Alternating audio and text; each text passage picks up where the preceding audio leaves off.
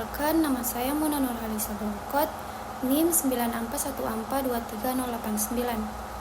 Jadi di sini saya akan menjelaskan materi tentang regresi linear berganda. Oke, jadi di sini saya akan menjelaskan apa itu regresi linear berganda. Regresi linear berganda adalah model regresi linear dengan melibatkan lebih dari satu variabel bebas atau prediktor. Dalam bahasa Inggris, istilah ini disebut dengan multiplier linear regression. Di sini ada beberapa macam asumsi klasik regresi linear berganda. Yang pertama adalah data interpolator rasio, yang kedua linearitas, yang ketiga normalitas pada residual, dan yang keempat adalah non-outlier. Selanjutnya yang kelima homoskedastisitas, dan yang keenam adalah non-multikollinearitas, dan yang terakhir adalah non-autokolerasi. Di sini saya akan membuat penjelasan tentang macam-macam asumsi regresi linear tersebut. Yang pertama adalah data interval atau rasio. Skala data semua variabel, terutama variabel terikat, adalah interval atau rasio. Jadi skala data tersebut tidak perlu diuji, karena cukup Anda pastikan bahwa data yang kita gunakan adalah data interval atau rasio, atau bisa saja mengandung numerik atau kuantitatif. Yang kedua adalah linearitas. Ada hubungan linear antara variabel bebas dan variabel terikat. Asumsi linearitas diuji dengan linearitas regresi, misalnya dengan menggunakan kurva estiminasi. Dengan kurva estiminasi ini kita bisa tentukan ada hubungan linear atau tidaknya dengan melihat nilai p-value linearitas.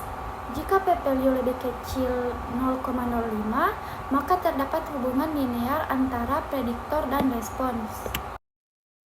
Yang selanjutnya adalah normalitas residual. Residual adalah beda antara Y dengan Y prediksi. Y adalah variabel terikat, sedangkan Y prediksi adalah Y hasil persamaan regresi yang dibuat. Sehingga residual dibangun dengan rumus Y kurang Y prediksi. Uji normalitas dapat dilakukan dengan uji histogram, uji normal p-plot, dan uji Kolmogorov-Smirnov.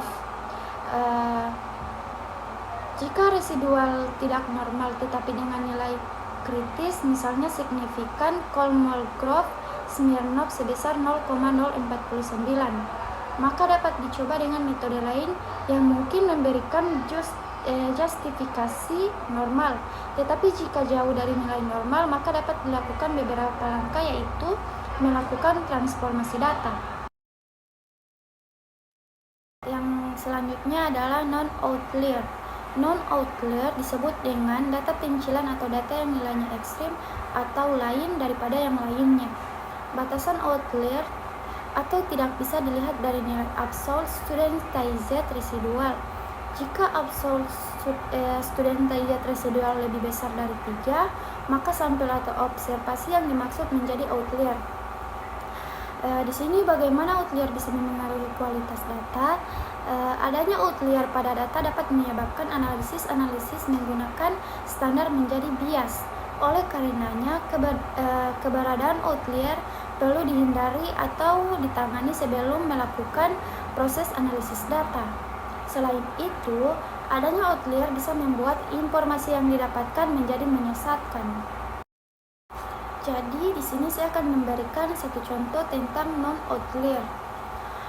Pada hari Senin, di suatu kelas jet yang terdiri dari 30 siswa-siswi, 28 siswa menggunakan pakaian berwarna putih abu-abu, sedangkan 2 siswa lainnya menggunakan pakaian pramuka. Secara definisi, 2 siswa yang menggunakan pakaian pramuka dapat dikategorikan sebagai objek yang terasing atau terpisah dari yang lain, sehingga dikategorikan sebagai outlier pada kelas tersebut. Yang kelima adalah homoskedastisitas.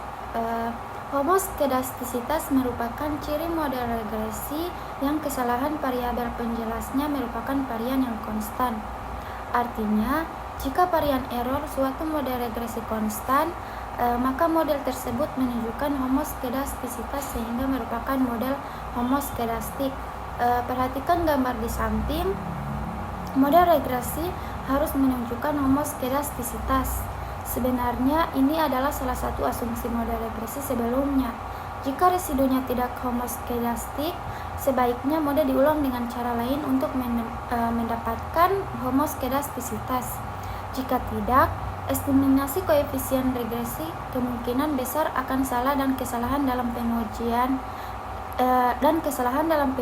hipotesis juga akan terjadi karena diterimanya hipotesis nol. Yang keenam adalah non-multikolinearitas. Multikolinearitas adalah keadaan di mana terdapat interkolerasi atau kolerasi kuat antar variabel bebas di dalam model. Dinyatakan ada interkolerasi jika kolerasi antar variabel bebas di dalam regresi linear berganda lebih besar 0,8. Beberapa pakar menggunakan batasan lebih dari 0,9. Uji multikolinearitas bertujuan untuk menguji dan mengetahui apakah dalam suatu model regresi ditemukan adanya kolerasi yang tinggi atau sempurna antar variabel independen. Pengujian ini dapat diketahui dengan melihat nilai toleransi dan nilai variance inflation factor atau disebut juga dengan VIP. Pengujian dilakukan dengan melihat nilai PIV. Oke, jadi yang terakhir adalah autokolerasi. Di sini terdapat autokolerasi dapat diartikan bahwa terdapat kolerasi antar waktu, sehingga bisa diartikan dengan mudah bahwa autokolerasi ini sering terjadi pada regresi linear dengan data time series atau runtun waktu, dan jarang sekali terjadi pada data cross section. Secara umum, terdapat dua buah istilah terhadap konsep kolerasi yang kita bicarakan di sini, yaitu autokolerasi dan serial korelasi. Menurut Pinter, definisi autokolerasi yaitu kolerasi ketinggalan waktu atau bisa disebut juga dengan lag correlation. Suatu deret tertentu dengan dirinya sendiri tertinggal oleh sejumlah unit waktu, sedangkan serial korelasi didefinisikan sebagai kolerasi ketinggalan waktu atau disebut dengan lag correlation antara dua seri yang berbeda.